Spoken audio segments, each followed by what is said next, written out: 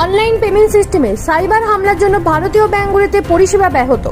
এর জন্য 300টি ব্যাংকের সিস্টেমের সাথে এটিএম পরিষেবাতেও প্রভাব পড়তে পারে বলে আশঙ্কা করা হয়েছে। গ্রামীণ এবং সমবায় ব্যাংকের শাখাগুলিতে টাকা তোলা এবং জমা দেওয়ার কাজ আপাতত বন্ধ রাখা হয়েছে। সবথেকে বেশি সমস্যা হচ্ছে অনলাইনে টাকা লেনদেনের ক্ষেত্রে ইউপিআই পরিষেবা।